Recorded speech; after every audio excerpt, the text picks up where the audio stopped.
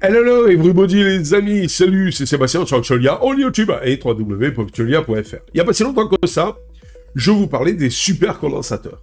Voilà. Et donc en fait, cette fameuse technologie qui pour le moment ne pouvait pas être trop appliquée aux voitures parce qu'elle n'est pas encore mûre comme technologie. Mais, cocorico, il y a une société française qui donc a dit, ben, nous on va faire un vélo électrique sans batterie. Le Pipop révolutionne le monde du vélo. Mais alors, attention. Est-ce bien sympa? Est-ce une arnaque ou tout ça? Parce que pas de batterie, pas de chargeur. Seb, comment ça marche? Fini les batteries encombrantes, fini les recharges contraignantes, et en plus ça rime tout ça. Le Pipop, un vélo électrique français innovant. Cocorico les gars, il y a encore des Français qui essaient d'innover et qui essaient de faire des choses. Ça fait quand même plaisir dans le contexte actuel catastrophique de l'économie française. Donc ce fameux vélo électrique français innovant débarque sur le marché avec un système d'assistance révolutionnaire qui se passe de batterie. Sans batterie.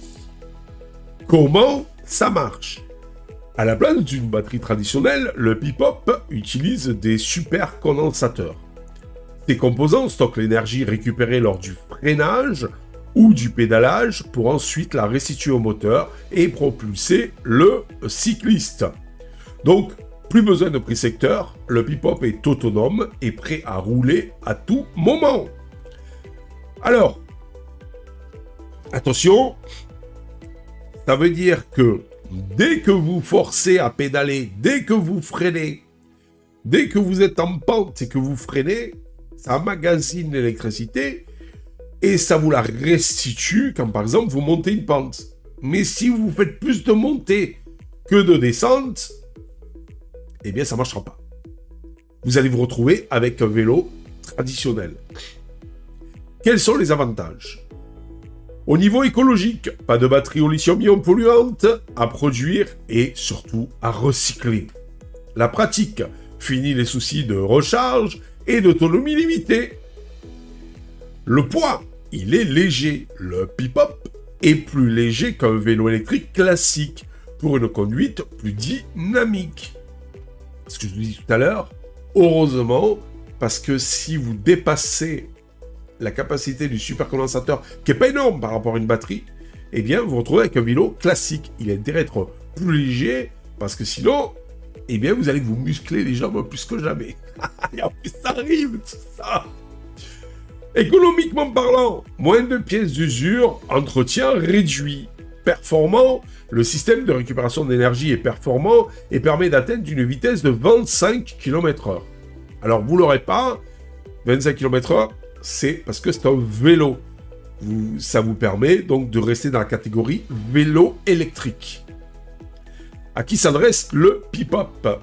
Aux cyclistes urbains qui recherchent un moyen de transport pratique, écologique et économique. Aux adeptes des balades en nature qui souhaitent profiter d'une assistance électrique sans contrainte de recharge. À tous ceux qui veulent découvrir une nouvelle sensation de liberté sur la route. Après tout ce truc marketing, en fait, c'est innovant, mais c'est pas révolutionnaire.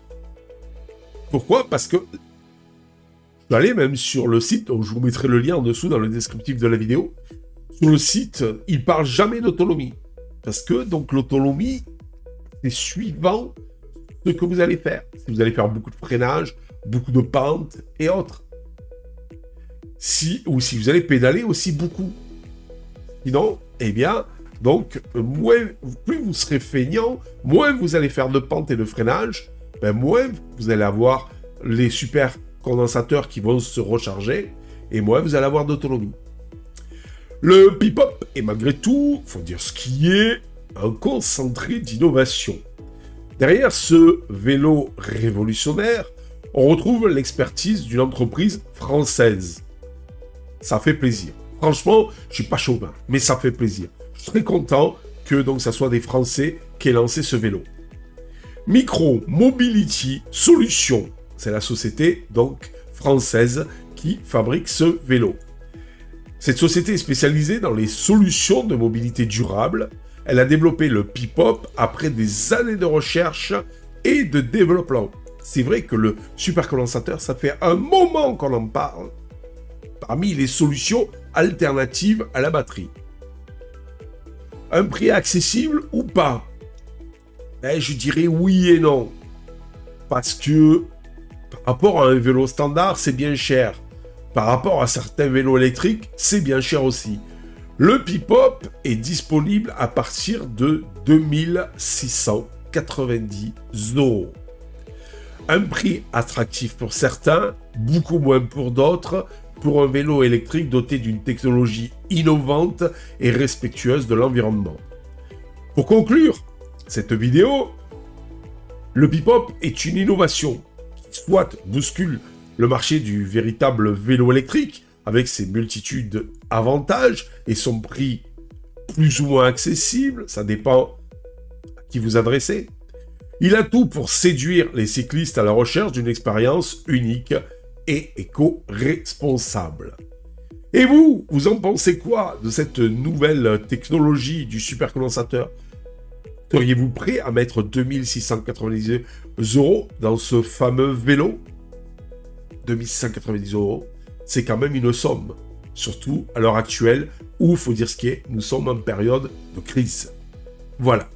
Pour ce, n'oubliez pas le pouce vers le haut, n'oubliez pas de vous abonner si ce n'est déjà fait. Ça nous permet de nous encourager donc dans cette belle aventure multimédia avec vous les amis. Ciao ciao. Si vous avez aimé cette vidéo, abonnez-vous, mettez un pouce en l'air, et partagez cette vidéo, merci, cela fait toujours plaisir.